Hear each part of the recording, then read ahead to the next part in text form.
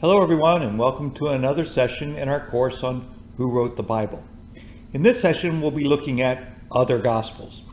In our last session we looked at the four Gospels that we have in our New Testament: Matthew, Mark, Luke, and John.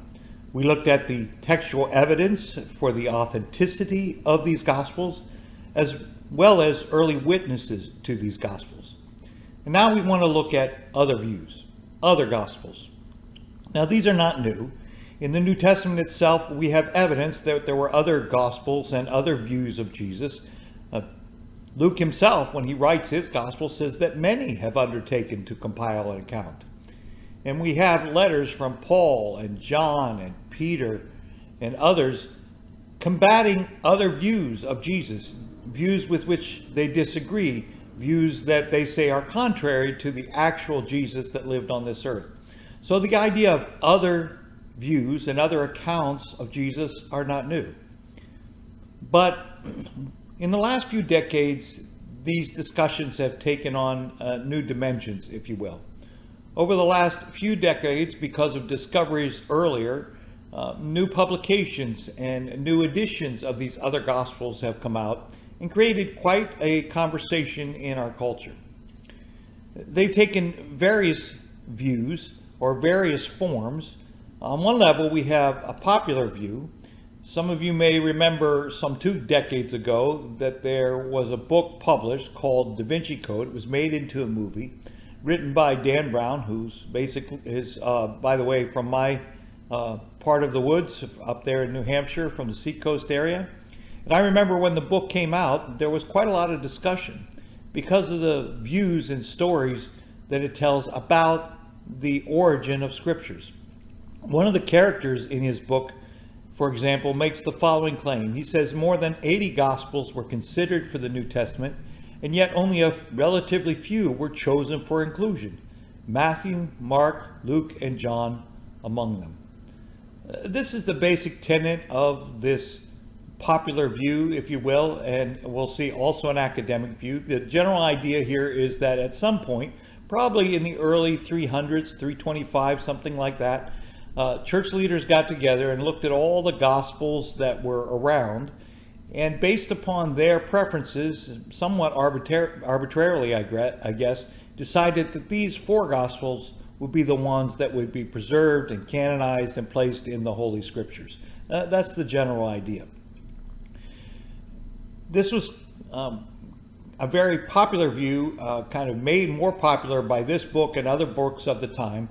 And I would say that if you go into many highways and byways of our culture, this is the generally accepted idea. If you're not from a kind of conservative, traditional Christian background, if you're kind of out there on the outside, the general assumption is that there are many other Gospels, and somehow these 4 were arbitrarily placed in the New Testament. But there's also an academic background to this, and we should take that seriously. I mean, folks have spent a lot of time researching these things, suggesting other views, and I think as folks who want to be honest and truthful, we should look at these views and evaluate them on their own merit and make some decisions about their accuracy or their viability, not judging, but trying to understand and trying to evaluate. So one of those scholars that have been arguing for these other views is a woman by the name of Elaine Pagels. She has one of the original folks that have done work on what we call the gnostic Gospels. We'll look at that in a moment. And right around the time that Dan Brown published his book, came out shortly thereafter, I think, with this book on the Gospel of Thomas. So she was on many TV programs, YouTube channels, and so forth, talking about this academic view. So here's a quote from her work on the Gospel of Thomas. It says, "Those who later enshrined the Gospel of John within the New Testament and denounced Thomas's Gospel as heresy, divisively shaped and inevitably limited what would become Western Christianity." The idea here is because of these decisions by these early leaders to stick with John in this case as the inspired gospel, rejecting Thomas, what happened is historically the Western church accepted this view of Jesus, not the alternate view that is there. So in other words, most of Western Christian history is an accident. It's an accident that was caused by a few leaders in the early 300s, and that it's not a fair representation of who Jesus really is. That's kind of the basis or the essence of these particular arguments. So how many other documents like this are there? How many other Gospels, in addition to the 4 we have, how many other Gospels are there? Well, the truth is we don't know. There's a lot of debate about this. If you go to Wikipedia, right, that's where we all start, right? But there's 60 of them listed there. In the Da Vinci Code, you heard the quote that says 80. I'm not sure where they got that number 80. That's just, I'm not sure where they came up with that. Bart Ehrman, who's also one of the scholars working on this project, he lists 47 in his book called Lost Scriptures. And if you go into the New Advent Encyclopedia, a work by the Roman Catholic Church, they list 15 to 20 of those. But the truth is, we really don't know. We have fragments and copies of some. There are others who are mentioned in the early church writings. We're not sure. Sometimes there's fragments here, and whether they constitute copies of things we already have or whether they're newly represented Gospels. So we're really not sure. But we're probably less than 100 there is what the general consensus would be. So before we get into kind of what these Gospels are and what they say and when they were written, all that, I do want to point out an ancient response to all this. Before we even begin to look at the contemporary problem, I want to look at a comment by kind of early church historian, if you will, a man by the name of Eusebius, who wrote right about around this early 300s in this very controversial time, when there was a lot of discussion about what is the authentic version of Christianity. Constantine had come to power. He was trying to unite his empire under this realm of Christianity, and so leaders from all over the country are coming together and they're debating what is Christianity. And Eusebius is documenting all this, and he writes this comment in his church history. He says, "But we have nevertheless felt compelled to give a catalog of these also, distinguishing those works which, according to ecclesiastical tradition, are true and genuine and commonly accepted, from those which, although not canonical but disputed, are yet at the same time known to most ecclesiastical writers. We have felt compelled to give this catalog in order that we might be able to know both these works and those that are cited by the heretics under the name of the apostles." Let me just point out 2 aspects of this comment. One has to do with this reference to ecclesiastical tradition. What Eusebius is telling us here is that there's a long tradition of looking at this question. It's not as if we have kind of all these documents out there that are roughly the same, and now we have to sit down and figure out which is what. No, he's claiming that a lot of work has already been done on this project, that this is not so much them deciding which books are in, but pointing out the fact that for centuries, these books have been decided. It's been clear for a long time, and Eusebius in the new world of controversy is saying we need to acknowledge what has already been decided, or not so much decided, witnessed in past generations. And the other aspect comes there at the end. Now he uses the word heretic, which I know has a lot of negative connotations. It's drawing lines, it's judgmental, and all the rest. And I certainly understand those sensitivities. But underneath that accusation, notice what he's claiming here. The issue here is that things are being written under the name of the apostles. It's this idea that it's somebody pretending to be an apostle. And that kind of is at the essence of his anger. In fact, look how he continues that quote. He says, including, for instance, such books as the Gospel of Peter, of Thomas, Matthias, and many others beside them, and the Acts of the Andrew and John and the other apostles, which no long belonging to the succession of ecclesiastical writers has deemed worthy of mention in his writings.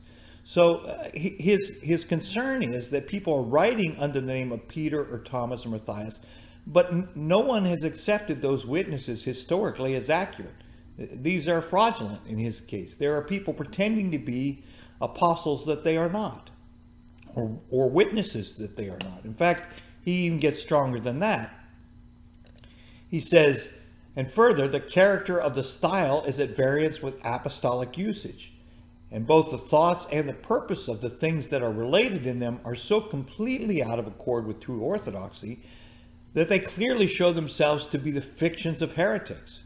Wherefore they are not to be placed even among the rejected writings, but all of them to be cast aside as absurd and impious.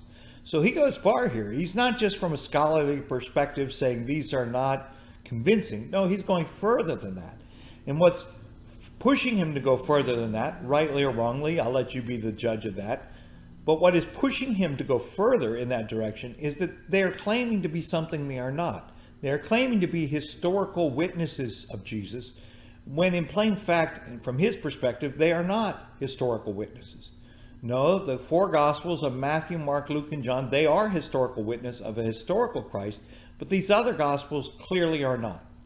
And we'll look through them, and we'll leave you to judge for yourselves. As you read through these Gospels, and they're all available freely on the internet, you just go in and type them in your browser, and there's translations out there you can read for yourselves, and ask yourself, do they sound like historical witnesses to Jesus? Or, and I'm kind of showing my hand a little bit here, or are they philosophical interpretations of Jesus?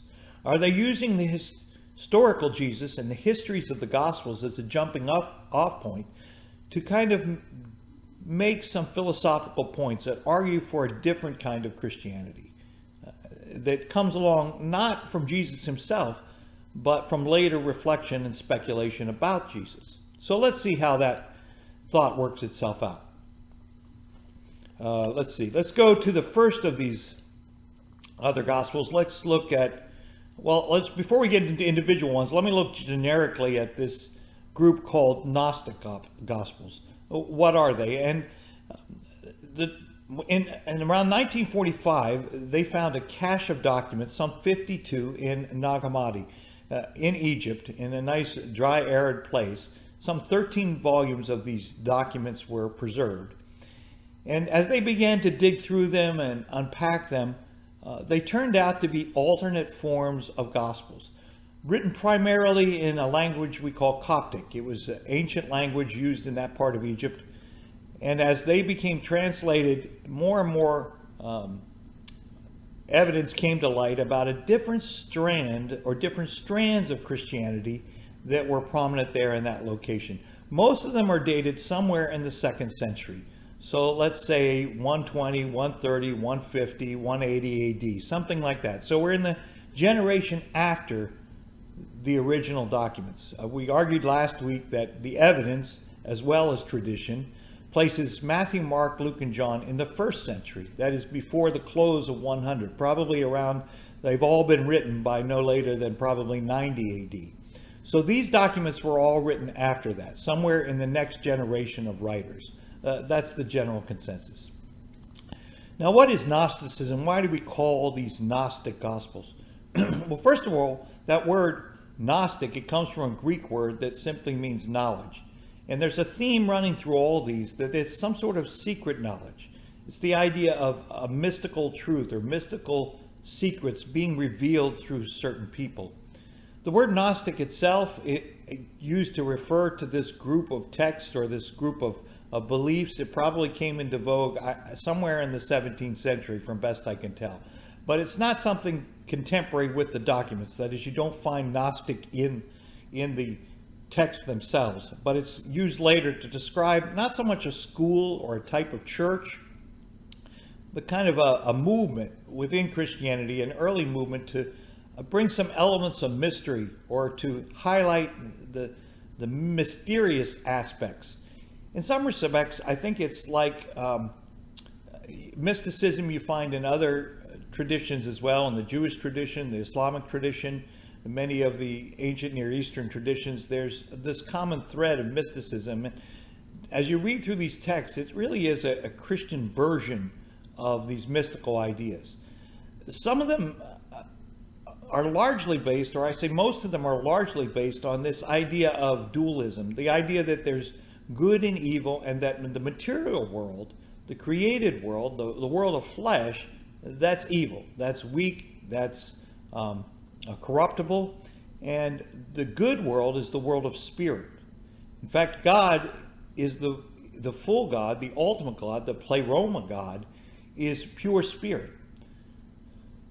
But then out of this pure God emerges these other emanations, as they put it, who then get involved in creation. So if we were to see the Genesis version, or the Genesis version of creation, the way that's interpreted in the Gnostic world is that this creator God is not so much the full God or the pleroma God, but a kind of demiurge, a one who emanates from that God, and he creates the material world, which is corruptible, which is evil in its essence. And we human beings, we're caught in the middle of that. We're flesh, and yet we're meant to be spirits. So our flesh is the evil part, the corrupt part. That's the one we're seeking to shed. It creates a very dualistic concept of human beings. They are pure spirits or corrupted by their mortal flesh. And so the goal is always for the soul to emerge and the spirit to emerge from the body, to ascend out of the body, to somehow ascend and be united with the great spirit above. So that's kind of the mystical idea behind Gnosticism. And as I say, it's the way that this is conveyed is through special revelations, through these special secrets, through special messengers. And so what we have in these Gnostic Gospels is secret messages or special messages chosen to be spoken through these special messengers. So let's see how that works itself out in some of the individual cases. We'll start with the Gospel of Thomas we mentioned earlier. It is one of those Nag Hammadi texts. The full version we have is a Coptic version, and it may be dated from the middle of the 4th century. But there are older copies of it, Greek versions of it, probably somewhere in the area of 200 AD. And so some people, we mentioned Elaine Pagel, she's one of them. She actually believes it's earlier. She thinks the Gospel of Thomas is probably late in the 1st century. Most scholars won't agree with her on that.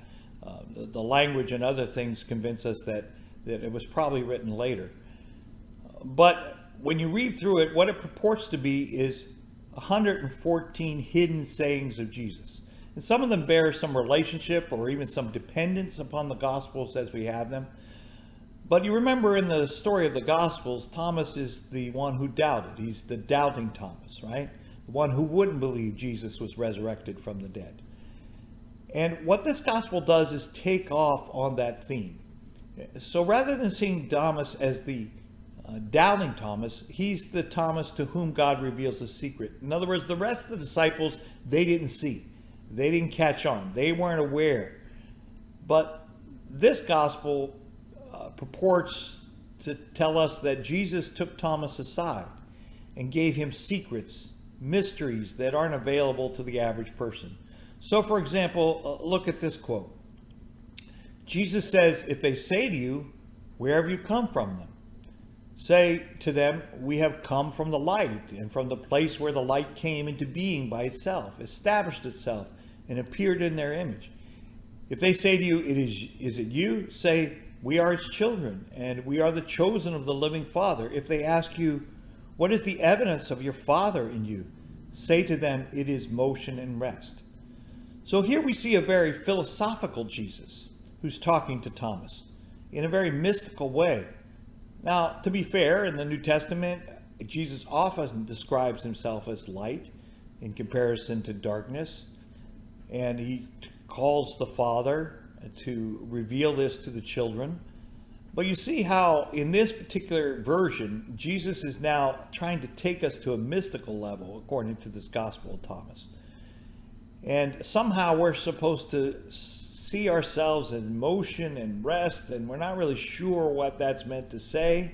But the idea is we're always in this idea of ascending and descending from this pure light that is the fullness of God.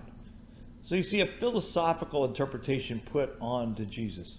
Now we do have a very controversial quote in this gospel. It comes at the end. It's put in the mouth of Simon Peter. It goes like this. Simon Peter said to them, make Mary leave us, for females don't deserve life. And Jesus said, look, I will guide her to make her male, so that she too may become a living spirit resembling you males. For every female who makes herself male will enter the kingdom of God. Well, this is obviously a very controversial thing to say in that culture as well as ours. It's very demeaning to women. In fact, this is so shocking that even some of the proponents of the Gospel of Thomas will argue that this was not part of that gospel. It couldn't have been part of the gospel. It was probably added later on. We don't have any documentary evidence that that was the case, but that's suggested. But I put it in here to illustrate that we have a difference here from the traditional gospels. If you look in the traditional gospels, women are seen in a very different light. In what was clearly a patriarchal society, Jesus did many things to reiterate his belief that women are very much a part of his kingdom. They were the first witnesses to his gospel. They are the ones chosen to bring the disciples along in knowing about the resurrection. They are sent out along with the other disciples to be evangelists and so forth.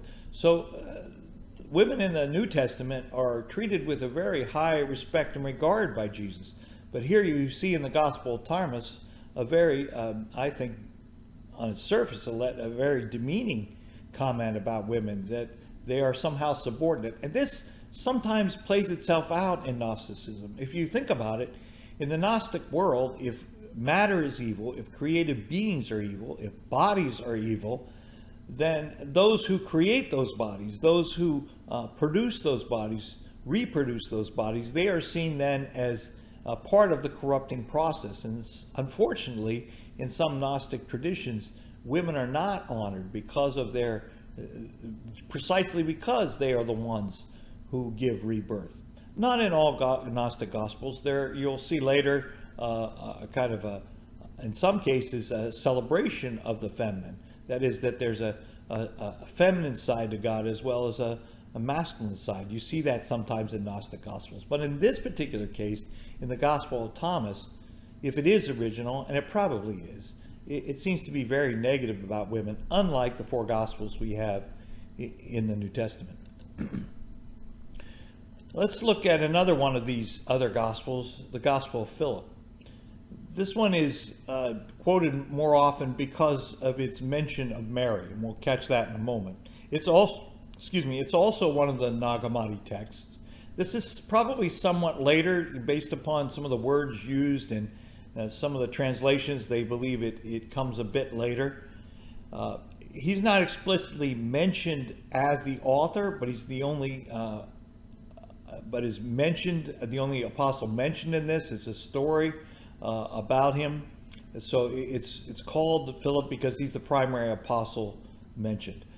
But notice it is discussed much because it's the main place where there's a comment about Jesus' relationship with Mary, especially Mary Magdalene. And you probably heard in the popular lore, and you've heard it, it was in Dan Brown's book, I think, that was one of the stories told, that Jesus had some sort of romantic relationship with Mary, maybe even married to Mary. Where did they get that from? Where's that allegation come from? Well, it comes from this gospel primarily, or this supposed Gospel of Philip. There's a couple quotes there. One is this one. It says, there were three who always walked with the Lord, Mary his mother, and her sister, and Magdalene, the one who is called his companion. His sister and his mother and his companion were each a Mary. Well, what does that word companion mean? Is it necessarily mean more than friend? Does it mean consort? Does it mean wife? That's the debate that is sometimes surrounds this particular quote. And then later in that gospel, we hear this quote. It says, and the companion of thee, and we don't know what comes after that. I have the three little dots there. It's because in the manuscripts there's a corruption. We can't see what gets plugged in there. And then you see the name Mary Magdalene. Then there's another hole. And then there's this phrase that says, loved her more than all the disciples and used to kiss her often on the mouth. So obviously that last phrase is the thing that is most striking, especially for us Westerners. What does that say about the type of companion this person was? Well, let me make a couple responses to that. One is we're looking at this through a cultural world, especially our Western world, where there's only one kind of relationship where somebody kisses somebody on the mouth. But in different cultures, kisses have different meanings. If you're from a European culture, they greet one another with a kiss on the cheek. And fathers and daughters and mothers and sons, sometimes when they're younger, they do that.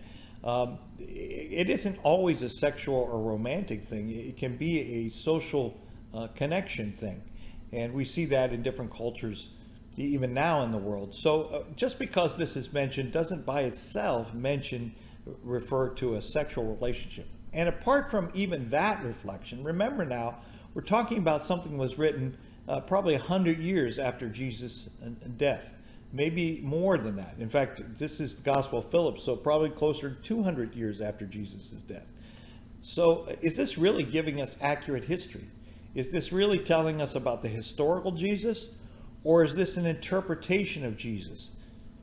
Often what I see happening here, and we'll see how this theme emerges, we saw in the Gospel of Thomas, it seems like you start with the historical Jesus and then you build a philosophy on top of it.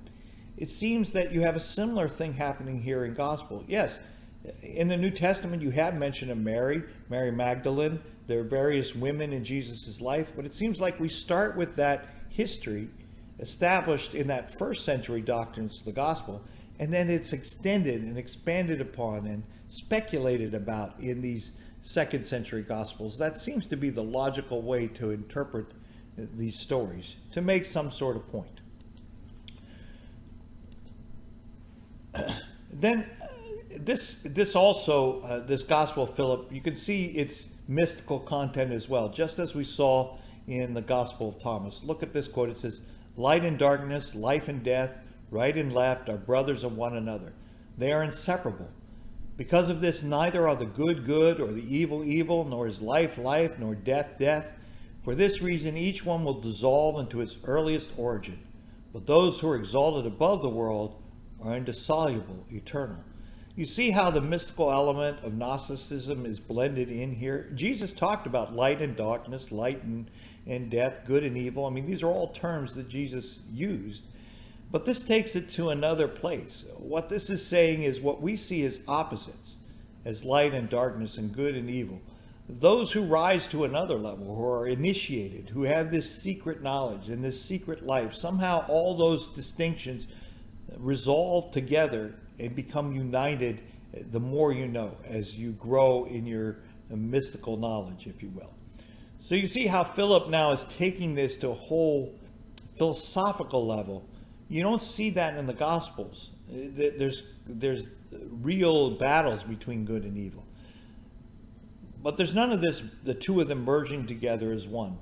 So again, it's up to us to figure it out, but it seems to me most logically that what we have here is Philip taking off from a historical document that he has in front of him, or at least the writer of this Gospel, Philip, taking off from a historical document that he has in front of him and then building a case for a different kind of Jesus, suggesting a different kind of Jesus.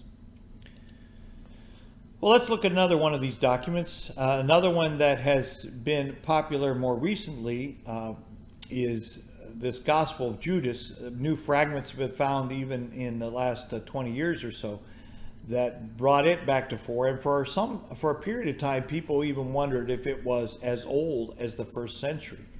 Although scholars now pretty much are united in assuming it is also from a second century, 140, 150, something like that. Originally discovered in the 70s apparently, but then lost on the black market or gray market, depending on how you want to phrase things. They disappeared, pieces of it, got separated. In fact, I've actually found one article that talked about the fact that a piece of it was actually found in a safe deposit box in Hicksville, New York, of all places, purchased in 2000. So it kind of got put back together. It's pretty succinct, pretty small.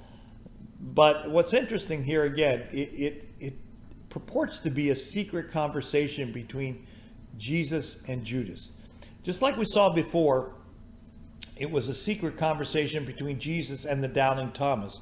In the New Testament Gospels, you have Judas being the betrayer, the one who turns Jesus over to the Sanhedrin. But in this particular gospel, it's rewritten from another perspective. And here again, Judas is not seen as the betrayer, but as the initiate, the one who the rest of the world sees as wrong, but Jesus is pulling aside and giving him secret knowledge. Look, for example, at this quote here. Knowing that Judas was reflecting upon something that was exalted, Jesus said to him, "Step away from the others, and I shall tell you the mysteries of the kingdom. It is possible for you to reach it, but you will grieve a great deal. For someone else will replace you in order that the 12 disciples may come again to completion with their God." Starting with the story of Judas in the New Testament, this gospel, now written later, looks at that story and says, maybe Judas was just misunderstood. Let's put back into the mouth of Jesus these words that affirm Jesus.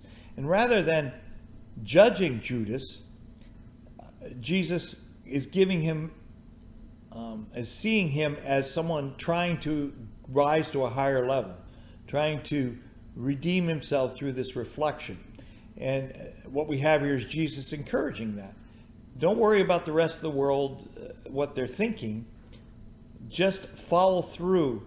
I'm going to give you secret knowledge that's going to take you to another level. And people won't understand. But I'm going to give that secret knowledge to you. And we'll leave them alone. Well, the other disciples, they're not there yet. They're not ready yet. We'll leave them someday at their point. They'll get fulfilled. But it's your time now, Judas, to be fulfilled. So I'm going to pull you out from them. It's a whole different interpretation of what's happening with the story of Judas. Again, a philosophical interpretation, a mystical interpretation, a secret knowledge that is imparted to him alone.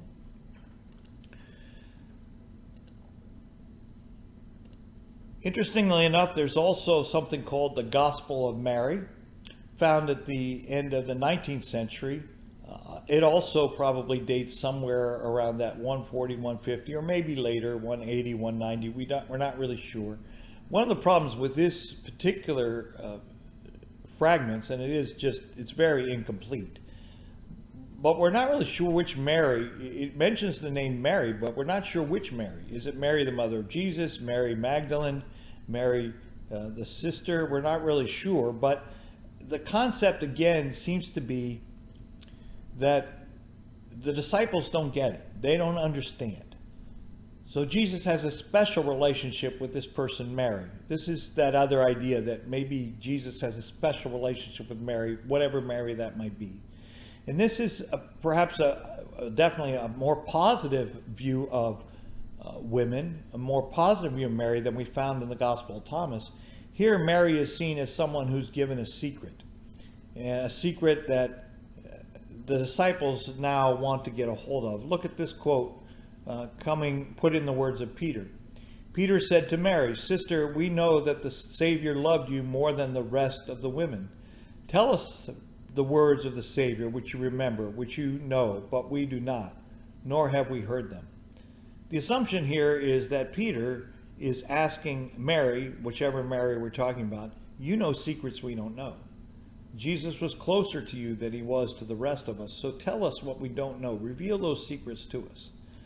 Now, in the traditional Gospels, Peter is an eyewitness. He's the one who talks to Jesus, who Jesus talks to. He hears directly from Jesus.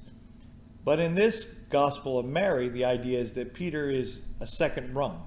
He's not as close. He doesn't have the real truth.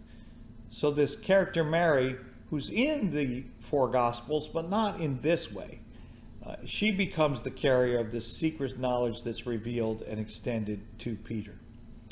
So again, whether we're talking about Thomas, or we're talking about Judas, or we're talking about Mary, you see how these themes keep coming back, that the traditional Gospels got us so far, but now we need this additional information, this additional light, who then is put, those words or that wisdom is now put into the mouth of a character that shows up in the story of the New Testament, but is not given the same role. That's the repeating theme here. Okay, let's look at this other gospel called the Edgarton Gospel. It's also very tiny fragments, sometimes known as the unknown gospel. We've known about it since the early 30s. Part of it is in the British Museum. A piece of it apparently is in the Cologne Museum. For a time, it was seen to be comparable, maybe even in the early 2nd century, maybe even the late 1st century, some folks argued, based upon the way the words were used and so forth. It's really tiny. It just fragments of 4 stories. In particular, the last story is interesting. It gives us a different miracle altogether than we find in the early Gospels. It has these words, shut up, in place, its weight unweighed, whatever that means. But then we have this statement, and when they were perplexed at his strange question, Jesus, as he walked, stood still on the edge of the river Jordan, and stretching forth his right hand, he something, and sprinkled it upon the something, and then something, water that had been sprinkled, something, before them, and sent forth fruit. Whatever is the somethings in here, we're not entirely sure. But it seems to be talking about some sort of miracle that Jesus somehow made these seeds grow miraculously with water from the Jordan. Often through these Gospels, you do see miracles mentioned. There's a lot of miracles that you don't find in the 4 Gospels of the New Testament. Some of them are even more strange than this. I mean, like curses put upon children and those kind of things. I mean, just crazy stuff. And you start to look at these miracles and you wonder, what is the sign here? You know, in the New Testament, the miracles all went alongside a message. They were meant to reinforce a message. What is the message that these things are being reinforced? So I would kind of, if you read through them, you're going to find a lot of these miracles that aren't there. Again, written later, were they speculative? The miracles seem to increase, in other words. The miracles in the gospel, it seems to have created this whole genre of literature where more miracles are imagined, more miracles are written into the story. That seems to be a constant theme that we find in these other Gospels. There is also a Gospel of Peter that is not in the New Testament. This one apparently has been around a long time. It was found north of the Nag Hammadi. A copy of this actually buried with a monk there. Very interestingly, it looks like it was buried as part of in his tomb there. But it seems to be a copy of something that has been around for a long time. That document, we're not sure exactly when that particular document dates from, maybe even the 6th century. But the document itself looks like it could have been copies of things that had been around since maybe the 2nd century. Again, in that 150, 160, 180 era. And what's interesting as we read through that is that it gives us a slightly, a markedly different account of the crucifixion and resurrection than we find in the 4 Gospels.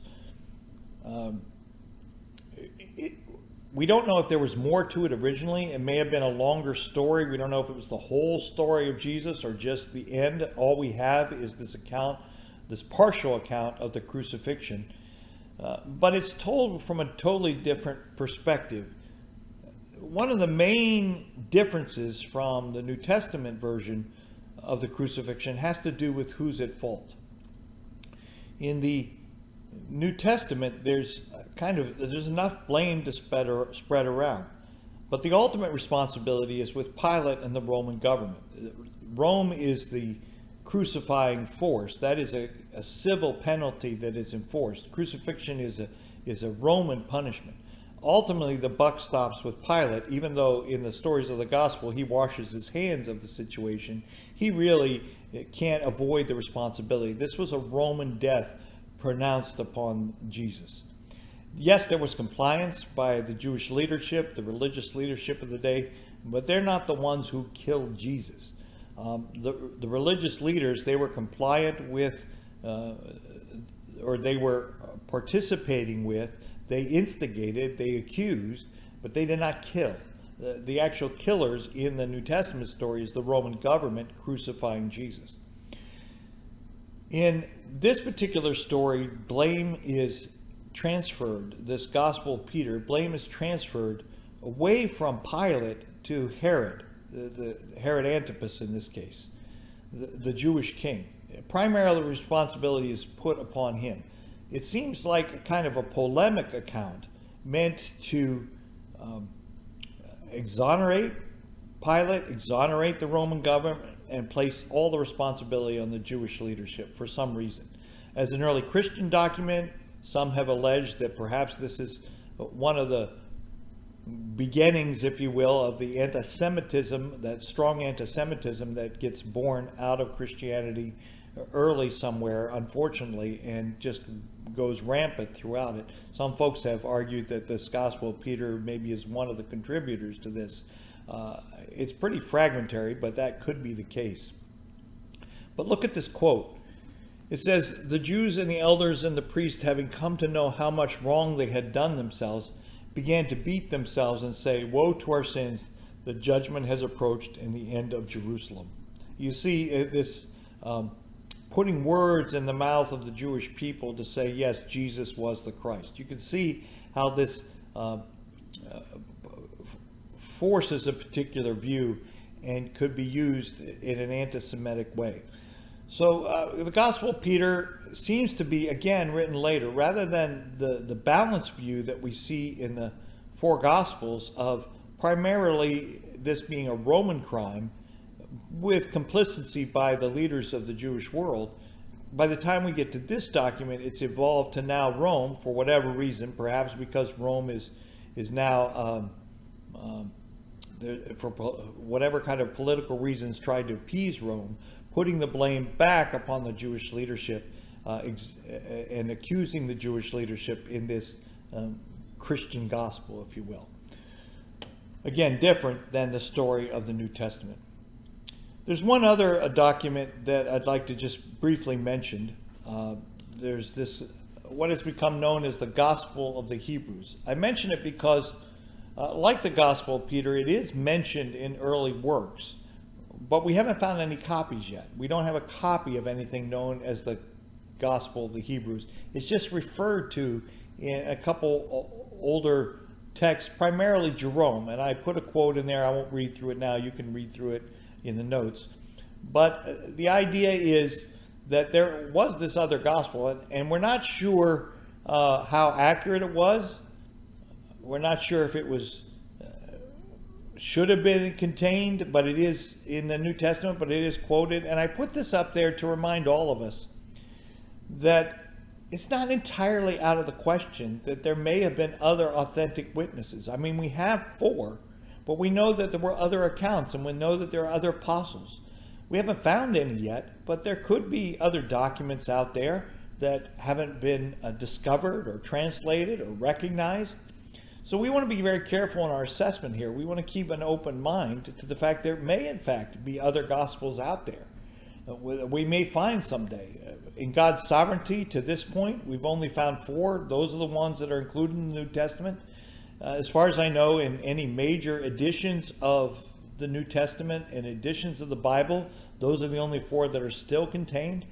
But are there documents out there somewhere that have yet to be discovered? We don't want to reject out of hand the idea that there might have been other gospels. And this mention of the Gospel of Hebrews just kind of rings that bell for us and makes sure that we stay honest on that quest. So what are we going to say? What are some possible responses to all these other gospels? Let me make a few summary comments.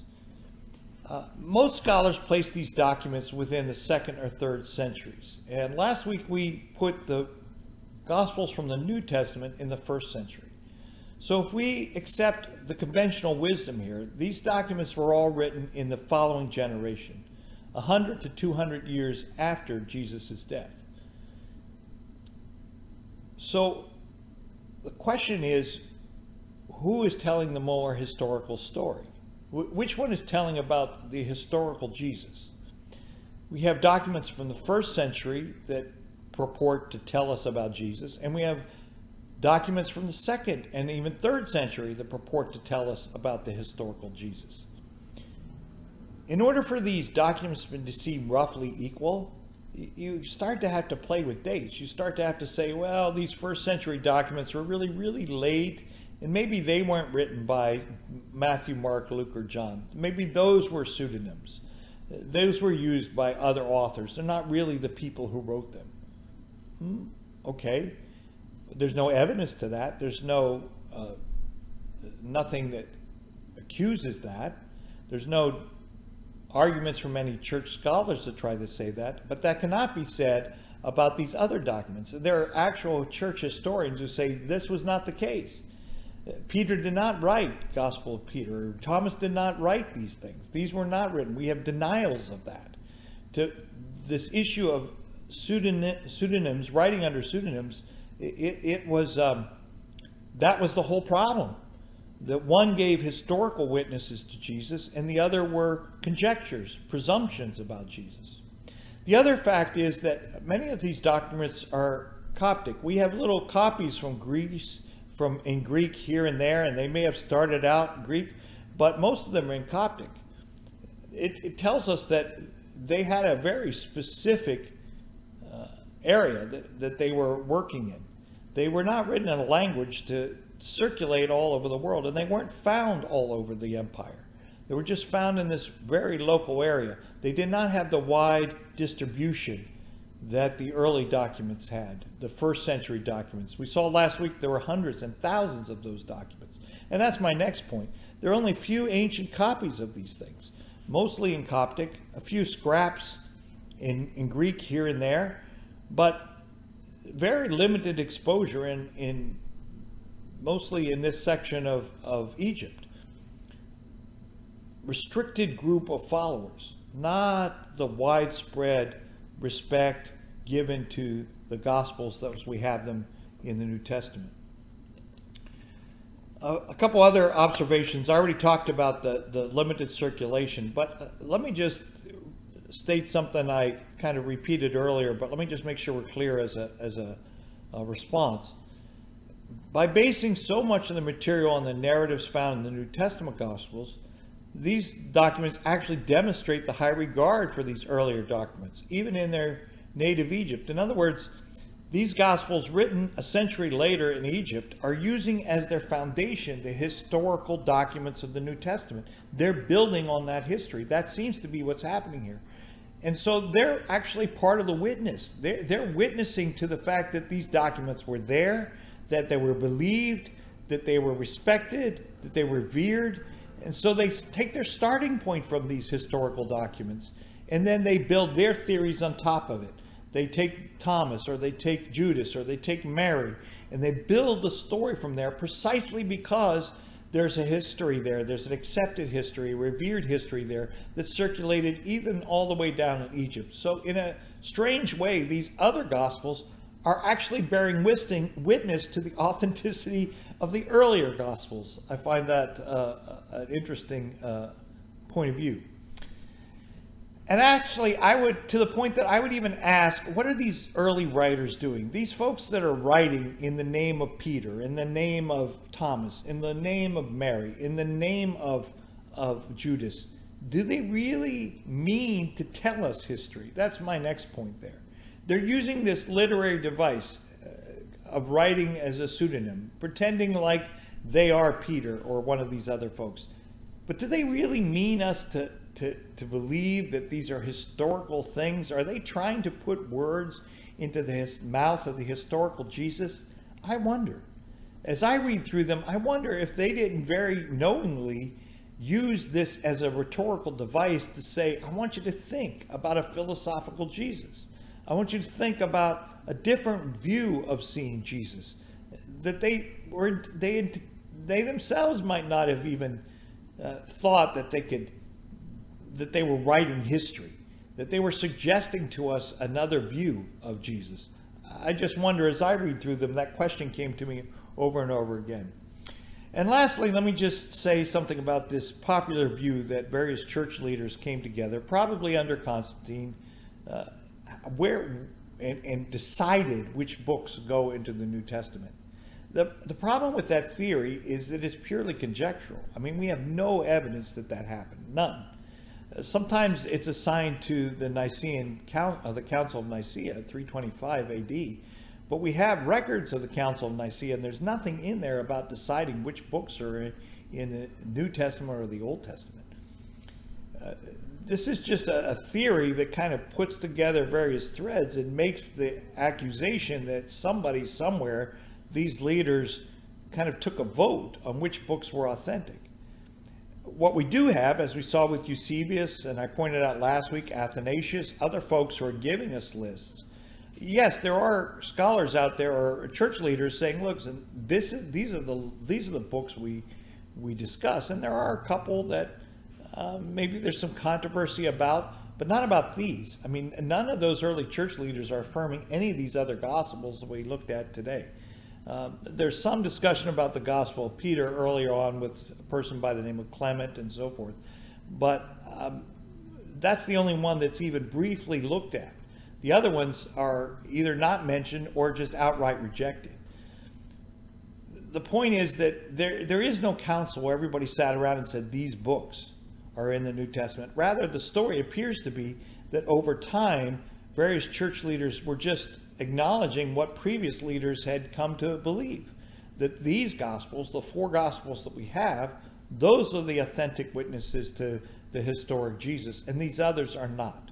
So it's not an accident of history or an arbitrary decision that gives us our Bible as we have it, but rather just a witness to what actually happened, what was actually regarded as historical witnesses to Jesus. So those are my first responses to this.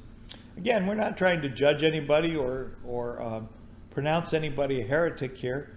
We're simply looking at the evidence, looking at the stories, and make sure we understand and know how to respond to folks who maybe have a different point of view. So thank you for listening. Thank you for being patient with us. I appreciate you following us through this study on who wrote the Bible. Stay tuned. In a couple weeks, we're going to come back with another study on the Gospel of Mark, which I think you'll enjoy. So stay tuned. And until then, may the Lord bless you as you study his word.